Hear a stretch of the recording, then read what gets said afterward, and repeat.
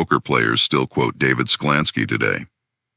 At mid-stakes cash games, at final tables, in Discord servers at 2 in the morning. His ideas about expected value, about semi-bluffs, about the fundamental theory of poker, they're still in circulation, still used as shorthand for how the game works at its core. But the game has changed. Solvers exist now. GTO has entered the vocabulary of players who never thought they'd care about game theory. Ranges are understood in ways that would have required a supercomputer to analyze in 1987 when Sklansky was writing the books that shaped a generation of serious players. And a lot of players are quietly asking a question they're not always sure how to articulate. Does Sklansky still work? The answer is yes and no, and the line between those two answers is exactly where the most interesting strategic thinking in modern poker lives.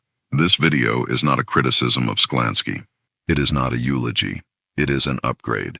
We are going to take the 4 most important ideas Sklansky gave this game, hold them up against what we know now, what solvers have revealed, what high-stakes professionals have refined through millions of hands, and figure out what holds, what needs updating, and what the modern version actually looks like when you apply it at the table in 2026. Call it Sklansky 2.0. The original code was brilliant, but every operating system needs updates. And the players who are still running the 1987 version while their opponents are on the 2026 build are giving away an edge they don't even know they're surrendering. By the end of this video, you will understand exactly what to keep, what to upgrade, and how to think about the game at a level that combines the best of classical theory with everything the modern era has added on top of it. Let's start at the beginning, with the idea that Sklansky himself called the most important concept in poker. The fundamental theory of poker. Sklansky's framing was elegant. He said, every time you play a hand differently than you would if you could see your opponent's hole cards, they gain. And every time you play a hand the same way you would if you could see their cards, you gain. Think about what that actually means.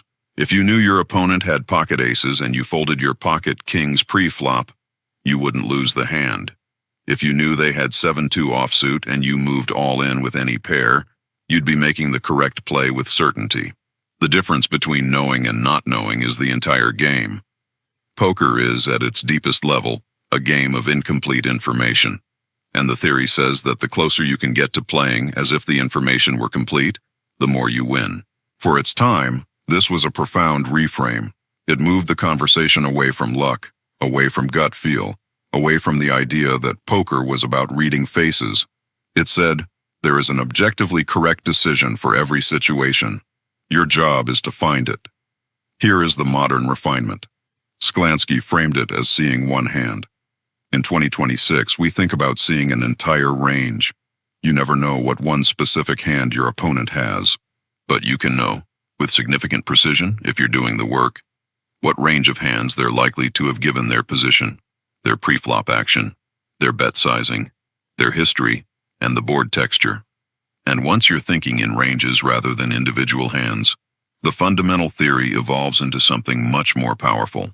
It becomes, every time your actions are optimized against the range your opponent actually holds, you gain. Every time you're making decisions based on the wrong range assumption, playing too tight against a wide range, too loose against a tight one, bluffing into a calling station, checking back against a folding to aggression player, you're giving money away in the exact way Sklansky described, just with the precision of a modern lens applied to it. This is not a small update. It is the difference between thinking about individual hands, which is guesswork dressed as analysis, and thinking about distributions of hands, which is actual strategic reasoning. And the implication is more interesting than it seems, because once you're thinking in ranges, the fundamental theory tells you something Sklansky never explicitly said. You don't need to know what they have. You need to know what they do. What comes next takes that idea and applies it to the concept that probably more money has been won and lost on than any other in poker history. Expected value, EV. The 2 letters every serious poker player knows, and most serious poker players misapply in ways they never examine closely enough. Sklansky's contribution here was foundational. He formalized the idea that every decision in poker should be evaluated not by its outcome, but by its long-run mathematical expectation. If you call a bet and you'll win that bet 60% of the time, the call has positive expected value. It makes money over the long run even if you lose this specific hand. If you fold and avoid a bad call, the fold has positive expected value even if the opponent was bluffing. The right decision is the one that maximizes EV. The outcome of any individual hand is irrelevant to whether the decision was correct. This was a radical idea when it was first clearly articulated. It separated poker from gambling in the most important possible way. Gambling is about outcomes. Poker is about decisions. And that distinction is the entire intellectual foundation of professional poker. The modern refinement is a concept called realized equity. And this is where Sklansky's framework, which was theoretically correct, gets a practical upgrade that changes how you think about hand selection, position, and aggression. Here is the problem. A hand can have strong theoretical equity, strong pot odds, reasonable chance of winning at showdown, and still be a losing call in practice. Why? Because of what happens between now and the showdown. Position, pressure, the aggression your opponent applies on turn and river cards that hurt you. The fact that when you hit your draw, your opponent folds, and when you miss, they keep firing. Realized equity is the actual equity a hand captures given how the hand plays out. A hand like 7-6 suited in the big blind against a button raiser might have 35% equity at the moment you decide to call. But if the button is a skilled, aggressive player who applies multi-street pressure, fires big on bad turns, and extracts maximum value when they hit, your realized equity might be closer to 28%. You're calling with 35%, but only getting 28% back out. This is the gap most players never measure and never close. The practical implication is this. Position doesn't just give you information, it gives you equity. Being out of position doesn't just make hands harder to play. It directly reduces the value of every hand you hold. And this is why modern players are significantly tighter in out-of-position spots than classical poker theory suggested they should be. Sklansky gave you the destination. Realized equity gives you the accurate route to get there. And what comes next is where thousands of players bleed money every single session without understanding why. Before we go deeper, let's take a moment to be honest about the man himself, because Sklansky 2.0 requires acknowledging something that serious poker discussion sometimes avoids. David Sklansky was a genuine theoretical genius. His ability to formalize poker mathematics at a time when almost no one was doing it rigorously, when poker was still largely associated with smoke-filled rooms and the mythology of the red, was a contribution to the game that is difficult to overstate. The theory of poker, Hold'em poker for advanced players, the work he did with Mason Malmuth on 2+2. These texts shaped the intellectual foundation that serious poker was built on. He was also a controversial and in many ways difficult person. Confrontational in public forums, involved in extended disputes that damaged relationships in the poker community. Capable of brilliance and equally capable of stubborn blindness when his ideas were challenged. The record of his public conduct is not uniformly flattering. But here is what we are doing in this video, and why it matters. Genius and difficult personalities often walk together, and the strategic mistake would be to let the personal reputation contaminate the intellectual content. The ideas work independent of the person who created them. The fundamental theory of poker does not require Sklansky to be likable. Expected value does not become less mathematically accurate because of forum arguments. We are doing what good players do with every piece of information at the table. We are separating the signal from the noise. The signal is the theoretical framework. The noise is everything else. We take the signal, we stress test it against modern data, and we keep what holds and update what doesn't. That is not disrespect. It is exactly the kind of analytical thinking Sklansky himself advocated for. Apply the math, follow the logic, let the results speak. With that framing in place, let's go to the concept that has probably cost recreational players more money than any other single leak in modern poker. Pot odds versus implied odds. Sklansky's framework was clean. If the price you're getting on a call is better than the probability of hitting your draw, you call. If a flush draw has approximately a 1 in 3 chance of completing on the next 2 cards and you're getting 3-to-1 pot odds or better, the call is mathematically justified. If the odds don't justify the call, fold. This is still correct. The math has not changed. But the classical framework had a critical gap that modern players exploit with extreme precision against anyone still operating purely on pot odds logic. The gap is reverse implied odds. And understanding it is the difference between being the player who extracts value from dominated draws and being the player who pays off those extractions session after session. Here is the scenario. You're in a hand with a suited ace, ace-6 of hearts. The flop brings 3 hearts. You have the nut flush draw. Your pot odds are favorable. You call. The turn brings another heart. You've made your flush. You bet they call. And then on the river, the board pairs and your opponent check raises you all in with a full house. You've hit your draw, and you're still losing a massive pot. Now reverse the scenario. You hold 6-4 of hearts. The same board comes. You have a small flush draw.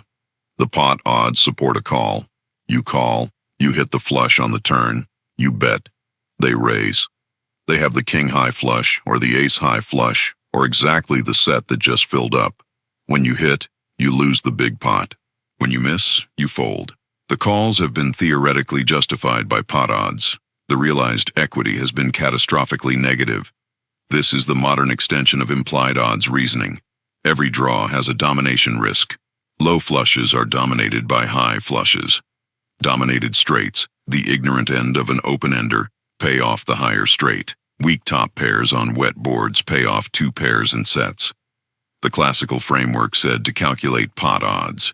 The modern framework says to calculate pot odds and then ask, what happens when I hit? Strong players today don't just calculate pot odds. They calculate the entire distribution of outcomes, including the scenarios where hitting the draw leads to a second-best hand that pays off a dominating holding.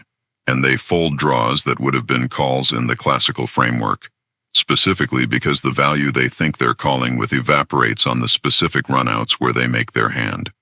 The question is not just whether you have the right odds to call. The question is whether the equity you're drawing to actually belongs to you when you get there. What Sklansky gave you was the foundation. What comes next is the structure that the modern era built directly on top of it. Before we get to semi-bluff theory, which is where modern poker has done its most sophisticated work on Sklansky's ideas, let's take 60 seconds for something that's going to help you go deeper on everything we've covered and everything still to come. If this kind of thinking resonates with you, the mathematical foundation, the practical application, the way classical theory meets modern refinement, the channel has built a full collection of poker books specifically for players at this level. 10 books, all available on Amazon right now. They cover poker math in a way that makes advanced concepts genuinely practical. Controlled aggression, 3 bets, 4 bets, all-in dynamics, the mental traps that keep skilled players stuck at the same stakes longer than their ability justifies, variance and the long-term orientation that separates professionals from talented amateurs, reading opponents and extracting maximum value from the patterns that recreational players always repeat. These are not beginner guides. They're the kind of strategic depth that players who've been in the game for years and want to accelerate their development come to this channel for. Years of thinking condensed into practical frameworks you can apply in the next session. All the links are in the pinned comment. Take 30 seconds, check it out, and find the book that fits where your game is right now. The collection is there for the player who's serious about building real lasting edge. Now, semi-bluffing.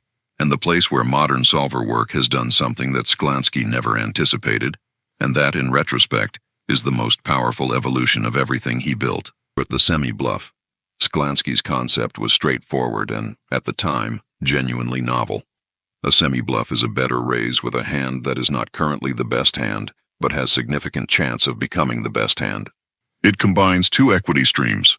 Fold equity, which means winning the pot right now if the opponent folds, and card equity, which means winning the pot later if the draw comes in. The combination of those 2 streams makes semi-bluffs mathematically superior to pure bluffs and often superior to slow plays with drawing hands. This idea was correct in 1987. It remains correct today. But what modern solver analysis has done to it is extraordinary.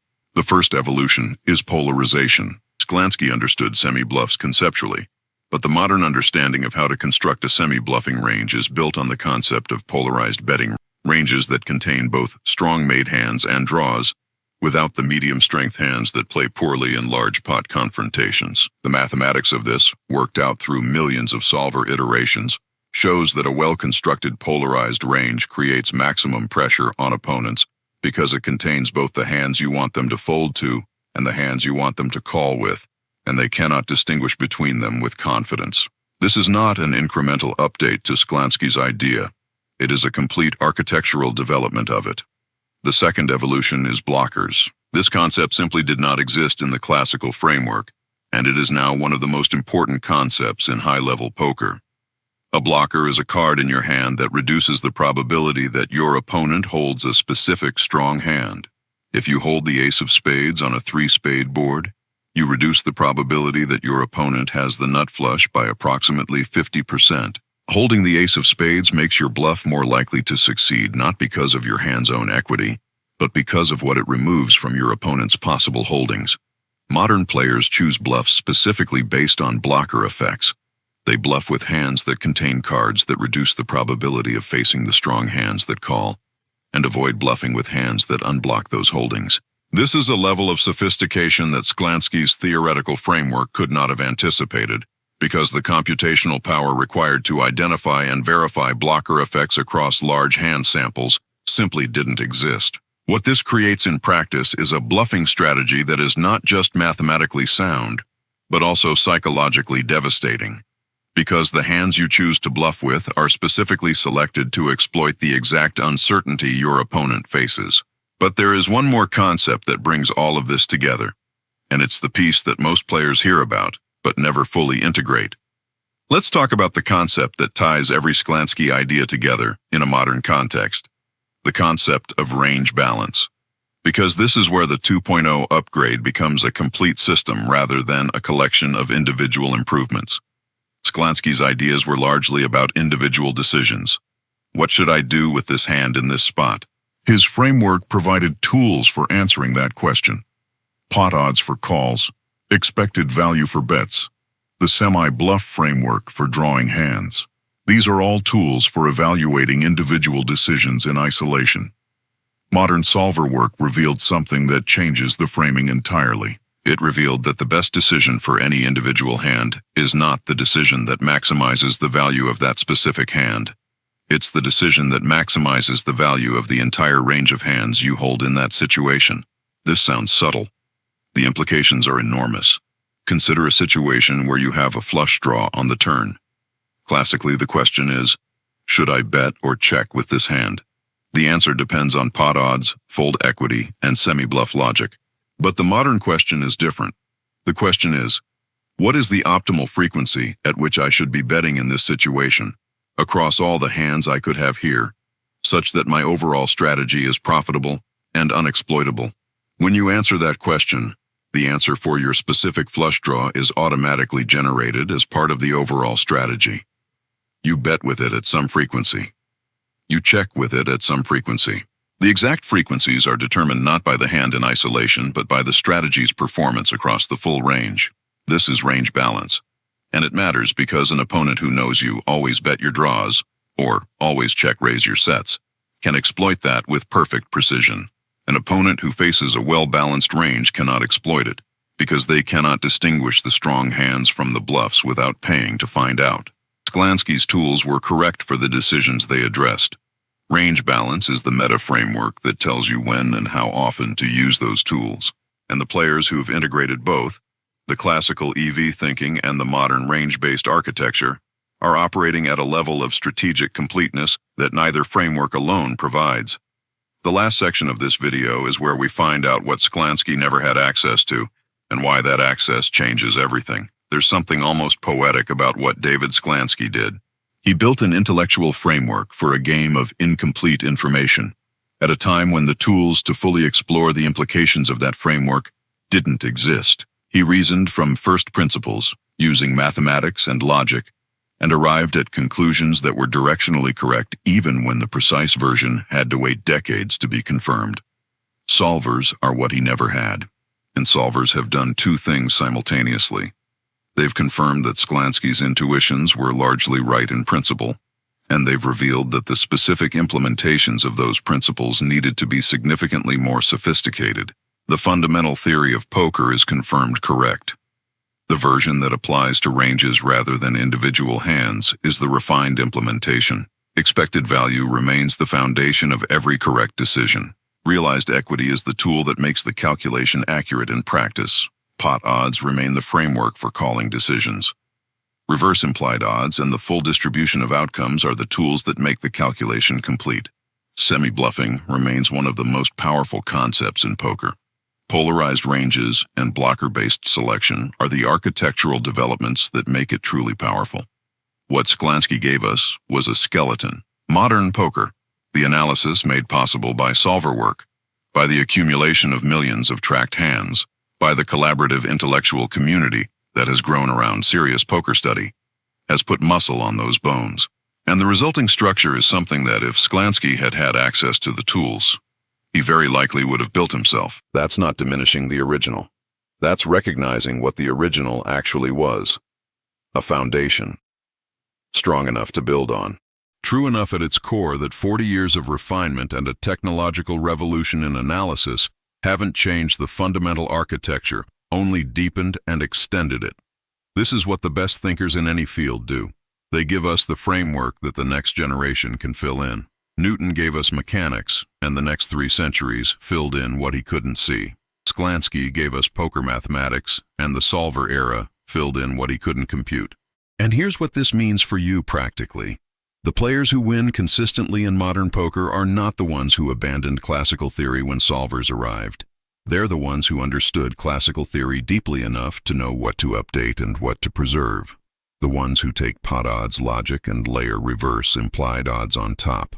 The ones who take semi-bluff theory and layer blocker selection and polarized ranges on top. The ones who take the fundamental theory and think in ranges rather than individual hands. The strategy is not classical or modern, it's both. And the players who've integrated both are running an operating system that is more complete than either version alone. Before the final section, one more thing from the channel.